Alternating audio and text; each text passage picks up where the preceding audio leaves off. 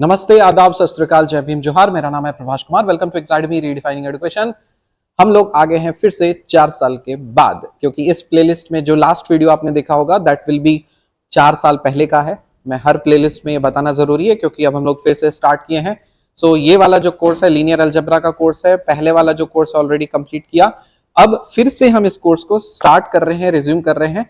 तो ऑब्वियसली एक कोर्स करने के बाद, एक बैच पढ़ाने के बाद, अभी तो 2021 का बैच पढ़ा है, 22 का, 23 का, 24 का और भी 25 का बैच चल रहा है। तो इतने बैचेस को पढ़ाने के बाद ऑब्वियसली वो मैच्योरिटी थोड़ी आ जाती है, और जो पहले जो ज्यादा समय लगता था अब धीरे धीरे कम समय लगेगा, क्योंकि पता चल गया है कि एक्चुअली किस एरिया से क्वेश्चंस पूछे जाते हैं। So almost all competitive exams follows the same principle, that is the Pareto principle. ये आपके लाइफ में भी इंप्लीमेंट होता है कि 20% एरिया से 80% चीजें अफेक्ट मारती है, वहां से क्वेश्चंस पुट अप होते हैं। तो ये वाला जो कोर्स है that is your linear algebra particular course, ये अगर आप सिलेबस देखोगे तो सिलेबस में जो यूपीएससी ने मेंशन किया है वो आपका लाइन बाय लाइन या पैराग्राफ के फॉर्मेट में। But for this particular course I have divided this into 2 different modules. So linear algebra को हम लोग 2 डिफरेंट मॉड्यूल्स में इसको डिवाइड किए हैं, मॉड्यूल 1 एंड मॉड्यूल 2। तो एक मॉड्यूल जो है वो पूरा का पूरा मैट्रिक्स अलजेब्रा, पूरा का पूरा आपको सिर्फ और सिर्फ मैट्रिक्स अलजेब्रा से फोकस्ड होता है, जिसमें आप मैट्रिक्स के बारे में पढ़ते हो। इसके डिटेल्स टॉपिक्स मैंने लिखा है। और ये जो वेक्टर अलजेब्रा वाला जो है दूसरा मॉड्यूल है, so that is your vector algebra module, in which ये वेक्टर अलजेब्रा वाला जो कोर्स है, सो ये वेक्टर अलजेब्रा वाला कोर्स ये आपका वेक्टर जो एनालिसिस में हम लोग वेक्टर अलजेब्रा करते हैं, A vector cross B vector dot product cross vector है, उसका फिर पैरेललोग्राम, ट्रायंगल लॉ, वो सब फॉलो नहीं होता। यहां पे हम लोग जो देखेंगे so that will be considered as a vector spaces वाला algebra. To be more specific it will be considered as a vector space algebra. तो ये एक अलग ही सेगमेंट है, ये आपका मॉडर्न अलजेब्रा का पार्ट है। मॉडर्न अलजेब्रा का कोर्स फिर से होगा, जो ऑलरेडी किया है उससे बेसिक आइडिया होगी, और बेहतर कोर्स उससे और बनाएंगे। लेकिन मॉडर्न अलजेब्रा को लीनियर अलजेब्रा से सेपरेट इसलिए किया गया है क्योंकि modern algebra is part of a pure mathematics, linear algebra थोड़ा अप्लाइड वे में आ जाता है। यहां पे हम लोग इसका अरेंजमेंट ले लेते हैं, सो दैट इज व्हाई इसको थोड़ा अलग सब्जेक्ट लेकर के चला गया है, क्योंकि मॉडर्न अलजेब्रा का एप्लीकेशन जो है उसको बस उसका निचोड़ इस वेक्टर स्पेसेस वाले मॉड्यूल में हम लोग पढ़ते हैं।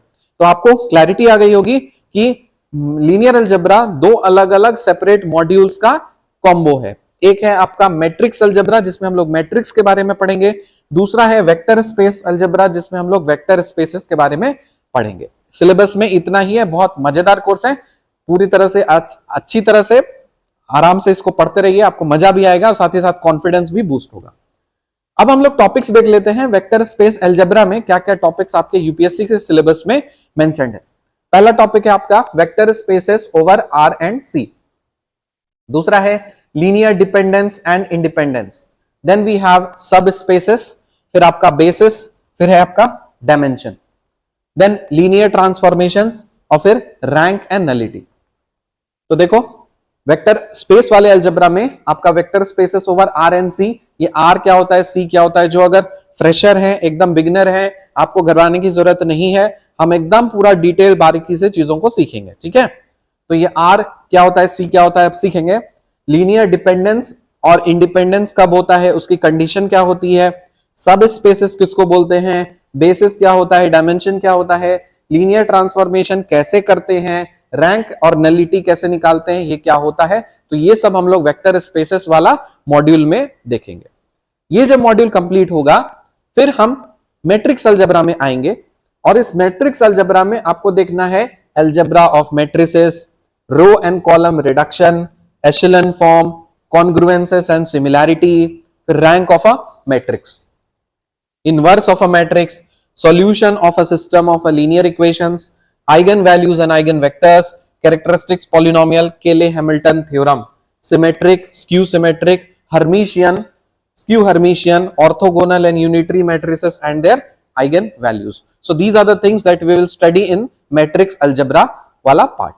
All right, अब देखिए कोर्स हम कैसे चलाएंगे, हम एकदम सीरियली ऑर्डर में लेकर के चले गए ऐसा नहीं होगा।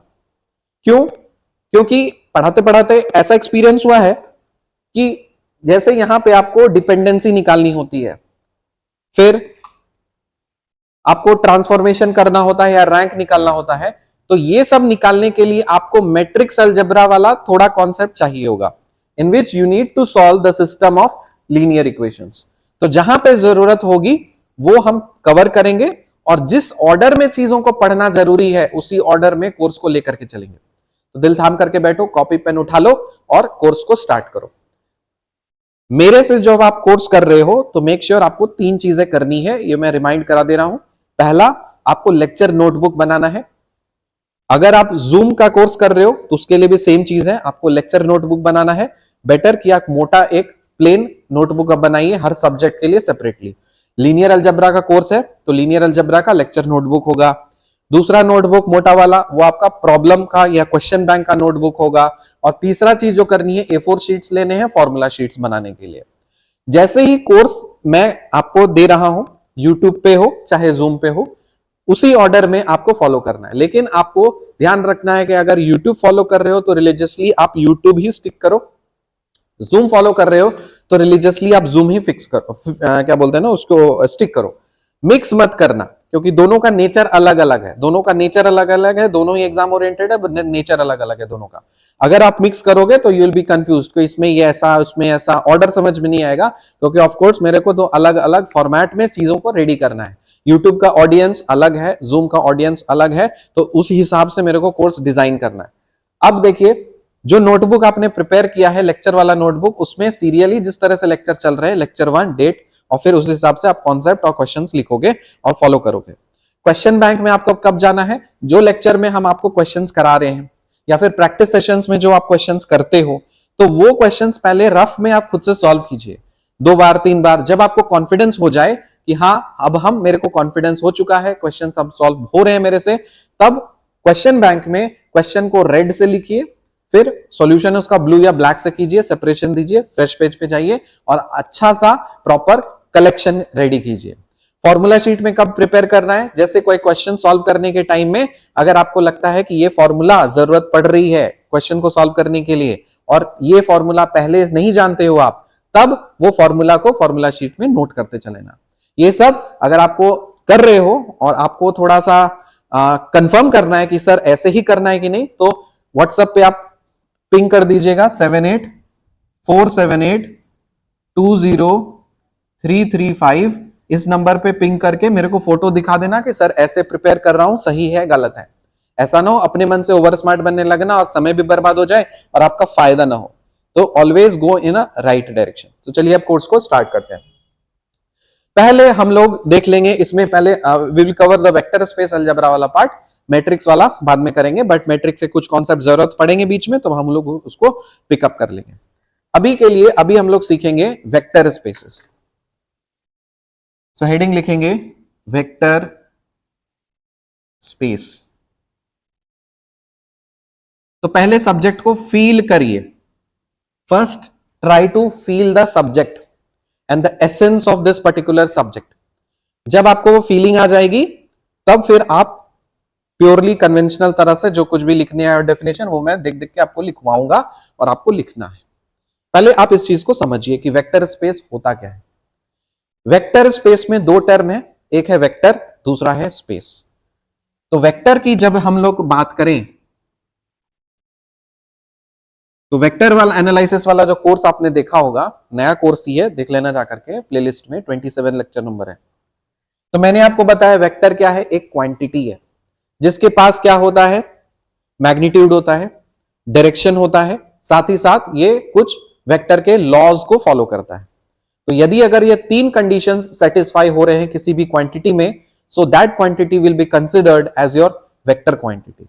इसको रिप्रेजेंट कैसे करते हैं, we represent it with just like an arrow. इसको हम एरो के फॉर्मेट में रिप्रेजेंट करते हैं। सपोज ये जो लेफ्ट वाला पार्ट है या फिर जो जहां से स्टार्ट हो रहा है, so this is called the tail of vector and this is called the head of the vector, the tail of the vector and head of the vector। और ये जो है पार्ट इसको बोलते हैं length of the vector, this is called the length of the vector. Suppose इसका नाम हमने ओ दिया है, इसको ए दिया है, तो इसको हम रिप्रेजेंट कर सकते हैं, we can represent this as O A vector इसको आप कुछ भी नाम दे सकते हो, लेट अस से सपोज हम आर दे नाम दे देते हैं and I call this as an R vector. Fine, I hope you are getting me. People from South India, please try to understand this also. I will also speak in English such that North India, South India, East India, West India, all parts of India should get benefited.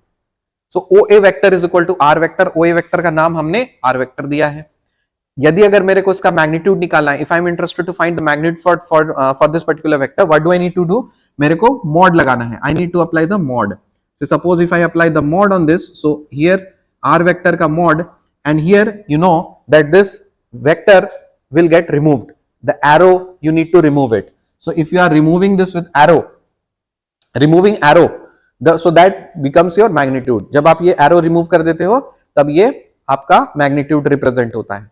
But conventionally कुछ लोग अपने मर्जी से कुछ कुछ करते रहते हैं. तो वेक्टर को रिप्रेजेंट करने के लिए देखिए, कुछ लोग अगर इसी वेक्टर को, सपोज ये आर वेक्टर है, तो उसको रिप्रेजेंट करने के लिए someone will write like this r vector, लिखेंगे ऐसे. someone will write bold r.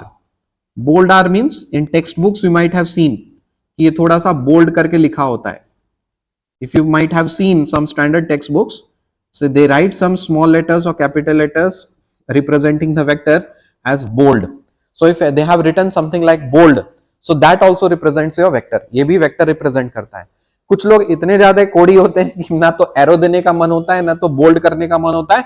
हम उसको ऐसे ही बोलेंगे और हम बोलेंगे कि ये वेक्टर है. ठीक है, हम बोल करके स्पेसिफाई करेंगे कि देखो ये मैग्नीट्यूड ऑफ वेक्टर है और ये वेक्टर है. तो उस हिसाब से आप कर सकते हो. तो हम लोग कन्वेंशन जो फॉलो करेंगे, हम लोग विदाउट कंफ्यूजन वाला कन्वेंशन फॉलो करेंगे. कौन सा कन्वेंशन? कि we will represent any vector with a letter along with an arrow on the head, and this head should always go from left to right. ये ध्यान रखिएगा. अगर ऐसा कुछ मेंशन है तो हम उसको वेक्टर रिप्रेजेंट करेंगे. कभी कभी आपको नजर आता होगा कि सर ये एरो तो रिप्रेजेंट मतलब ऐसा भी होता है. कभी कभी सर मैंने देखा है ना, एक चिड़िया जैसा कुछ बना होता है. So something like this is there. तो देखो, ये भी वेक्टर है, ये भी वेक्टर है. अंतर क्या है? ये एक यूनिट वेक्टर है. यूनिट वेक्टर कहने का मतलब है, देखिए ये जैसे पूरा एक वेक्टर आपने बोला है कि ओ ए वेक्टर है, आर वेक्टर है. इसका सपोज कुछ यूनिट्स होगा ना, सपोज 10 यूनिट्स है. इसका वैल्यू मान लेते हैं 10 यूनिट्स है. आई एम जस्ट अज्यूमिंग कि ये 10 यूनिट्स का है. So magnitude that is R is equal to magnitude of this vector is equal to let's say suppose 10 units है. तो इसका एक यूनिट कितना होगा? ऑब्वियसली 1 यूनिट होगा, है ना. तो हम ऐसा छोटू सा जो येलो कलर का वेक्टर दिख रहा है ना, यहां पे छोटू सा येलो कलर का वेक्टर, इस पे हम टोपी पहनाते. तो यदि अगर इस व्हाइट वाले वेक्टर को आपने एरो लगाया है, आर को ऊपर एरो लगाया है, तो ये येलो वाला जो छोटू वेक्टर है 1 यूनिट रिप्रेजेंट कर रहा है. इस पे हम ये जो रिप्रेजेंट करेगा, सो दिस इज आर के ऊपर टोपी पहनाओगे आप. समझ में आया दोनों में अंतर क्या है? तो इसका मतलब 10 टाइम्स अगर हम यूनिट वेक्टर करेंगे तो हम मेरे को पूरा का पूरा ये आपका आर वेक्टर मिलेगा. तो देखो, यदि अब मैंने क्या बोला कि अगर आप 10 टाइम्स यूनिट वेक्टर आप करोगे तो पूरा का पूरा आपको आर वेक्टर मिलेगा. मिलना ही चाहिए, क्योंकि एक यूनिट पार्ट है. 10 बार से मल्टीप्लाई करेंगे तो ऑब्वियसली आपको पूरा वेक्टर मिलना चाहिए. तो यहां से आप यूनिट वेक्टर कैसे निकाल सकते हो? How will you find this unit vector? This unit vector can be found as, सबसे पहले देखो यहां पे ये न्यूमरेटर में है, सो आप इसको लिखो न्यूमरेटर में. फिर इसका मैग्नीट्यूड देखिए 10. मैग्नीट्यूड कैसे निकालते हैं हम लोग? मॉड लगा देते हैं आर वेक्टर का. तो ये फॉर्मूला याद रखना, यूनिट वेक्टर निकालने का फॉर्मूला क्या है? R vector divided by mod of R vector. ये तो बात हो गई कि हमने रिप्रेजेंट किया है इसको वेक्टर के फॉर्मेट में, जो प्रॉपर वेक्टर एनालिसिस में हम लोग सीखते हैं. अब सेम चीज को लीनियर अलजेब्रा में जो हम रिप्रेजेंट करते हैं वो भी एक तरह का वेक्टर ही है, and it is the same vector. अंतर क्या होता है सुन लो ध्यान से. वेक्टर एनालिसिस में हमने एक वेक्टर रिप्रेजेंट किया, सपोज ये कुछ है. तो जैसे ही हम अगर 2D में है, if we are in 2 dimension, तो जाहिर सी बात है कि 2 वेरिएबल्स होंगे. 2 डायमेंशन में है, 2 टोटल वेरिएबल्स होंगे, एक डिपेंडेंट एक इंडिपेंडेंट. ओके, मतलब दो कोऑर्डिनेट पॉइंट्स हमको स्पेसिफाई करने पड़ेंगे, एक एक्स का एक वाई का, किसी भी एक पर्टिकुलर पॉइंट को रिप्रेजेंट करने के लिए। So here I will need two elements, बस आप ध्यान से सुनो, टू एलिमेंट्स की जरूरत पड़ेगी इसको लोकेट करने के लिए या स्पेसिफाई करने के लिए, इतना तो पता है ना, ठीक है। अब यहां पे आपकी मर्जी है, आप LMN एक्सिस लेना चाहते हो, PQR एक्सिस लेना चाहते हो, XYZ एक्सिस लेना चाहते हो, कुछ भी एक्सिस लेना चाहते हो, उसके अकॉर्डिंग दो दो का पेयर बनेगा। अगर if you are considering XYZ axis तो यहां पे XY हो सकता है, YZ हो सकता है, XZ हो सकता है। And mind you, remember it और consider it always in alphabetical order. जैसे मैंने आपको सिखाया था कि XYZ सपोज हमने कंसिडर किया है तो अल्फाबेटिकली सबसे पहले X आता है, फिर Y आता है, फिर Z आता है। देखिए आपकी मर्जी है, आप यहां पे पहले Y और इधर X कर सकते हो, वो आप पे डिपेंड करता है, but universally legally it's not allowed, क्योंकि सब लोग पूरी दुनिया में यही मानते हैं, क्योंकि ये अल्फाबेटिकली ऑर्डर चलता है, तो जो कुछ भी आप लिखोगे वो सबसे पहले X रिप्रेजेंट करना चाहिए, फिर Y रिप्रेजेंट करना चाहिए। ये वाला आप यूज कर सकते हो, बट ये कस्टमाइज्ड वे में यूज कर सकते हो, अपने जरूरत के हिसाब से, अपने जरूरत के अनुसार से आप इसको कर सकते हो, but universally this is not accepted. तो हम ये है, मेरे कहने का मतलब है अगर टू डायमेंशन है तो ऑब्वियसली दो एलिमेंट्स की जरूरत पड़ेगी। If you have to represent anything,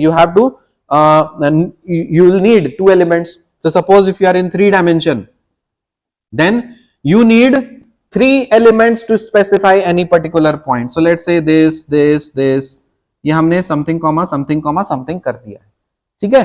4 dimension में आते हैं, लेट्स से 4 डायमेंशन में अगर हम आए तो हम 4 एलिमेंट्स की जरूरत पड़ेगी, 1 2 3 4। 5D 5 डायमेंशन में अगर आप हो तो हमें 1 2 3 4 5 की जरूरत पड़ेगी। सपोज आप 11 डायमेंशन में हो so then you need 1 2 3 4 5 6 7 8 9 10 11। इस तरह से नंबर ऑफ एलिमेंट्स की जरूरत पड़ते चली जाएगी। वेक्टर एनालिसिस का एक रेस्ट्रिक्शन है, क्या रेस्ट्रिक्शन है कि मैक्सिमम हम लोग अगर कार्टेशियन कोऑर्डिनेट सिस्टम में है given by Rene Descartes, maximum 3 dimension पे हमें किसी वेक्टर को स्पेसिफाई कर सकते हैं। कैसे? If you are in 3 dimensional coordinate system, आपके पास 3 एलिमेंट्स हैं, एक x एक y और ये z। अब मैंने ये क्लैरिटी बता दी कि अब इसका ऑर्डर नहीं बदलने वाला, सबसे पहले x फिर y फिर z होगा। अगर किसी वेक्टर को रिप्रेजेंट करना होता है तो जाहिर सी बात है किसी ना किसी रेफरेंस पॉइंट से आप लिए हो गए ये, तो ये ओरिजिन है, ये x है, ये y है, और लेट्स से सपोज ये आपका z है। सो यदि अगर इस तरह की परिस्थिति क्रिएट होती है तो यहां से ऑब्वियसली आप ओरिजिन से लोकेशन मार सकते हो, हर पॉइंट का आप लोकेशन कर सकते हो, है कि नहीं? हर पॉइंट का आप लोकेशन कर सकते हो। देखो यहां से आप ओरिजिन से यहां तक का दूरी, यहां तक की दूरी, यहां तक की दूरी, मतलब हर चीज की दूरी आप इस तरह से स्पेसिफाई कर सकते हो ना, हर पर्टिकुलर पॉइंट पे, इस पॉइंट पे, इस पॉइंट पे, इस पॉइंट पे, ऑल इनफाइनाइट कंटिन्यूअस पॉइंट्स पे, सब पे आप स्पेसिफाई कर सकते हो and locate it from origin. And in order to locate it from origin, say suppose this is my yellow vector, how to represent it? Obviously it will have 3 components. 3 components इसके होते हैं।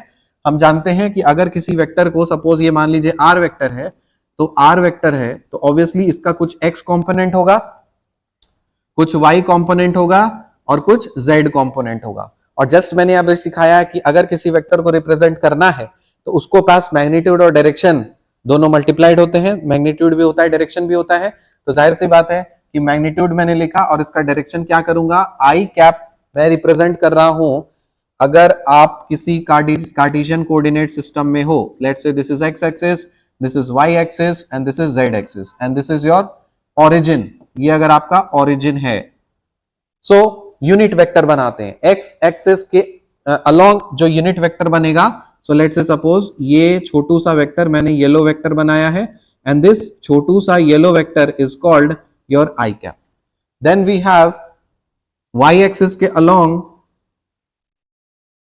जो unit vector से suppose आप बनाओगे, so let's say this is j cap and then let's say z cap, मतलब इधर जो यूनिट वेक्टर आप बनाओगे, so this is called k cap.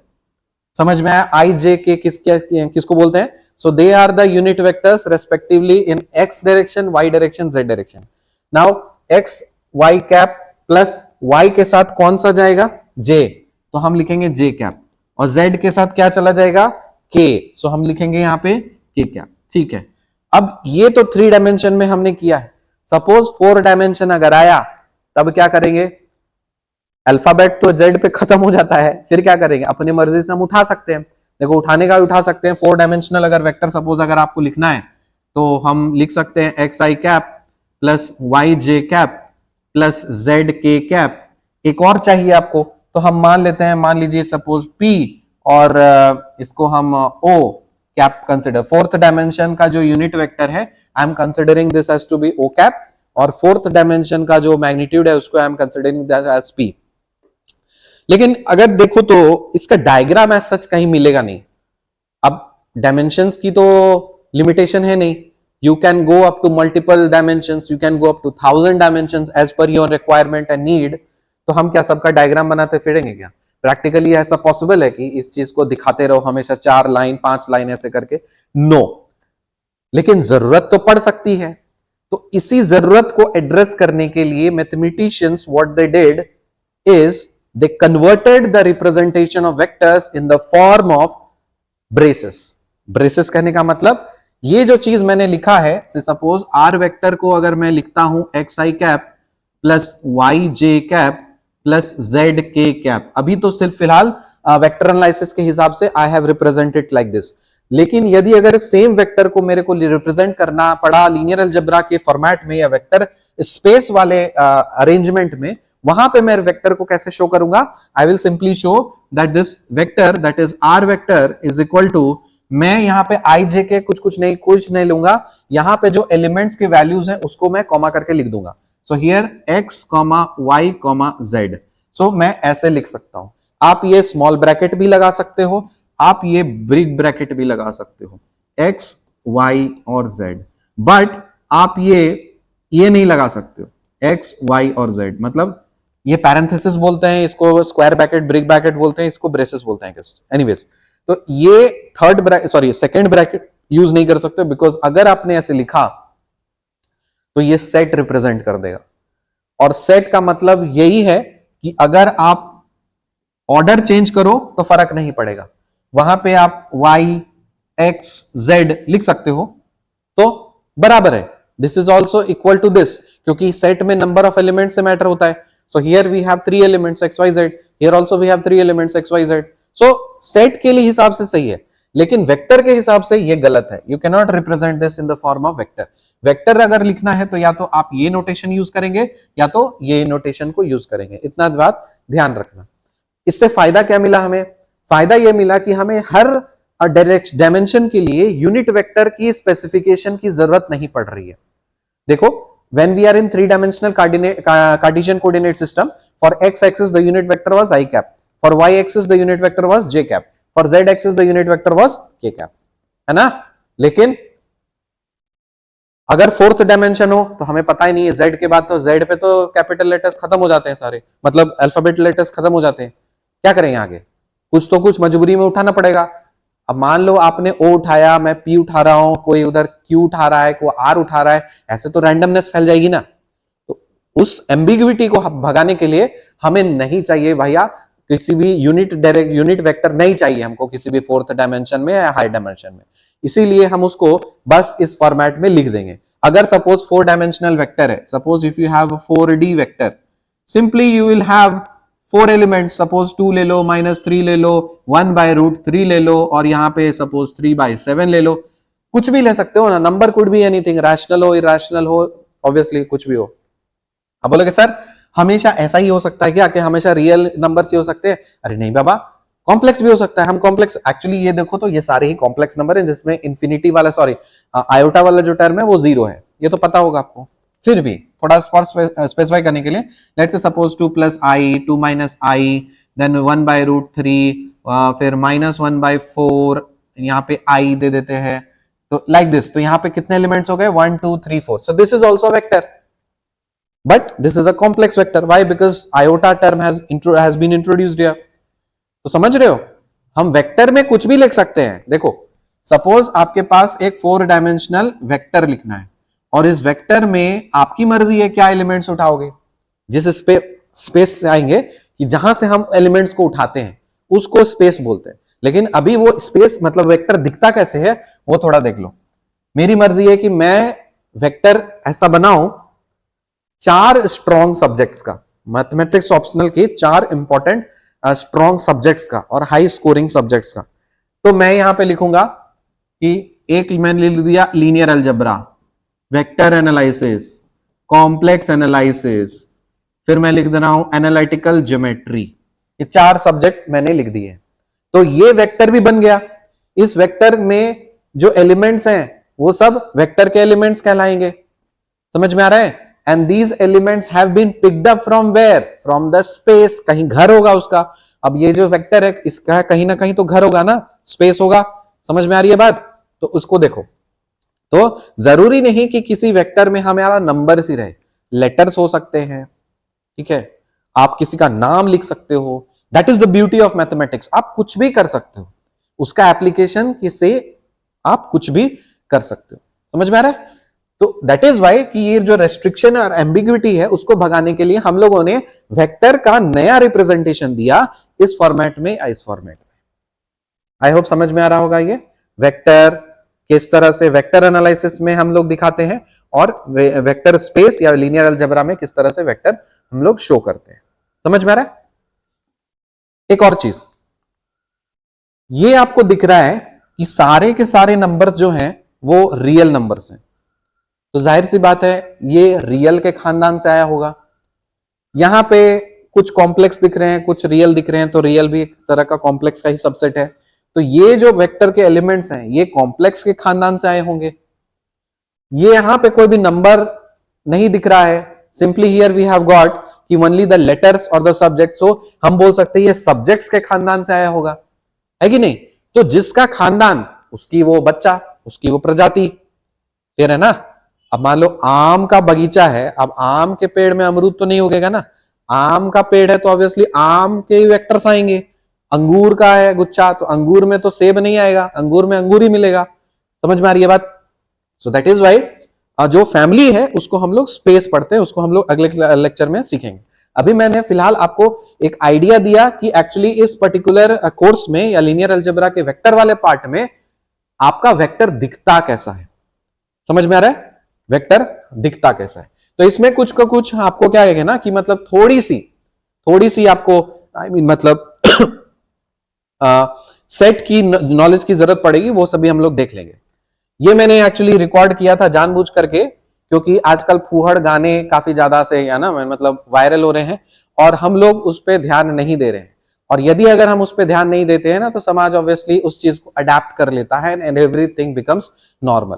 तो एक गाना है राते राते पिया क्या क्या किया, तो obviously it's such a vulgar song. अगर और बच्चे बच्चे के जुबान पे ये गाना है, ये भोजपुरी सॉन्ग बच्चे बच्चे के जुबान। भोजपुरी सच अ ब्यूटीफुल लैंग्वेज, लेकिन इन फूहड़ लिरिक्स राइटर ने और फूहड़ ये एक्टर और एक्ट्रेस ने मतलब सिंपली मतलब दे डोंट केयर कि एक्चुअली समाज पे क्या असर पड़ सकता है उसका। पैसा कमाने के लिए किसी भी हद तक चले जाते हैं और उसका नुकसान हम और आप जैसे लोगों को होता है। वो तो फायदे में है, मौज कर रहे हैं। ऑब्वियसली यूट्यूब भी प्रमोट करेगा वैसे वीडियोस को। क्यों? क्योंकि व्यूज आएंगे उस पर, लोग देखेंगे, ठीक है ना। और उस पर देख करके लोग एक्साइटेड होंगे, गर्मी बढ़ेगी और फिर मजा करेंगे। और फिर जब रेप होगा और उसके बाद फिर कैंडल निकाल करके हम लोग जाएंगे और बोलेंगे सो सैड। तो जहां पे मोमबत्ती जलाने की नौबत ना आए वहां पे nip the vice in the bud. जहां पे ये सारी फूहड़ चीज गंदगी चीज फैल रही है वहां पे आवाज उठा दो। ऑब्वियसली गवर्नमेंट उस पर बैन लगाएगी तो नहीं बनेगा, अच्छी चीजें बनेगी, हमारा काम हो जाएगा। तो as a mathematician, as a mathematics teacher मेरी क्या जिम्मेदारी है, उस फूहड़ गाने को भी मैथमेटिक्स लैंग्वेज में मैं लिख सकता हूं। ये दिखाना आपको जरूरी है। और ये दिखाने का पर्पस क्या है कि देखो जितनी भी कुछ भी है ना, of course mathematics is the language of universe. हर चीज आप मैथमेटिक्स के फॉर्मेट में लिख सकते हो। तो आपका अटेंशन को ग्रैब करने के लिए मैंने उस फूहड़ गाने को मैथमेटिक्स के लैंग्वेज में लिख दिया है।